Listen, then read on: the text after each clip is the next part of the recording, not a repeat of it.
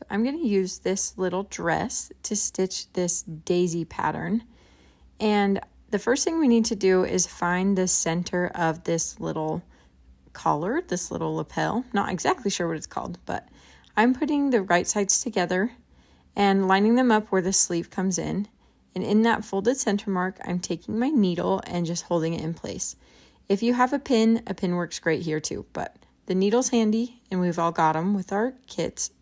So then we find the center of the sticker, and we're not going to put it on just yet. First, I want to hoop this. So this is a stretchier fabric, but in this spot, there's 2 layers of that fabric, and that helps keep it from stretching. There's also a seam. And so when I'm placing this hoop, first of all, you've got to make the hoop pretty much as wide as it can go, or it's not going to fit over the top. I'm just making sure that I'm stretching this fabric just enough to keep it tight without overstretching it. And you can feel that if there's still a little bit of wiggle room, but on the hard parts like the seam, it's tight. So now I have the center of my flower sticker, which is right in between those 2 petals, and I'm going to place it down over the top of this.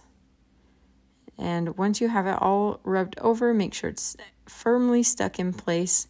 It's time to start stitching. And the idea behind this is that we usually have leftover floss after making one of our kits, and so this is a great way to use it up. I have 4 strands of this pretty purple floss, and you want to base the amount of strands you're using off of how much floss you actually have. So if you only have a little bit, start with 2 strands, and if you have a lot of floss, do more like 3 to 6. On these petals, I'm going to do just a satin stitch. So my first part of a satin stitch is I lay out my skeleton so I know the direction of each stitch and where they need to go.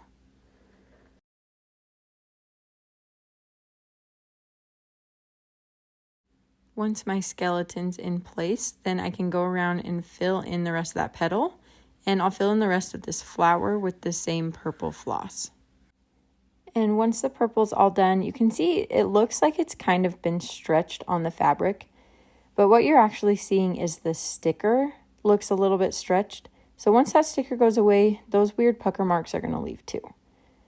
And next we're going to stitch in these other flowers. I'm using pink over here. Make sure that if you're using 4 strands on one flower, you're going to use 4 strands on all the other flowers so that they look the same.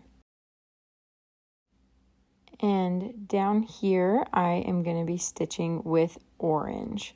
This orange is a super fun bright color. I love how these all look together.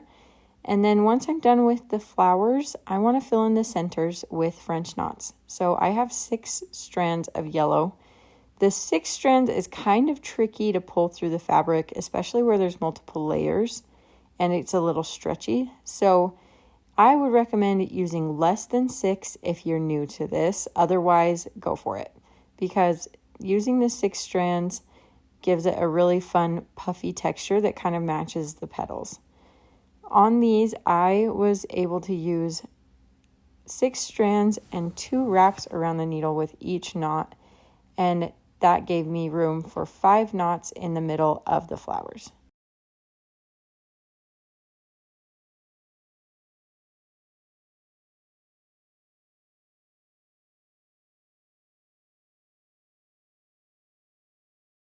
And just be extra careful that you're not pulling too tight on the threads so that you're not warping your stitches. After we're done, I'm going to make sure that I've trimmed all my loose ends and then pop the hoop off, and it's time to rinse the sticker off of this design.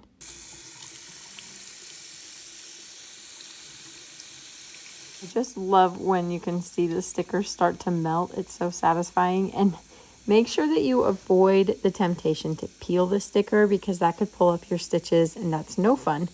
So make sure you're just rinsing. I find that it works better to rinse with warm water. Now the part that feels like it takes the longest is waiting for the piece to dry after you've rinsed it.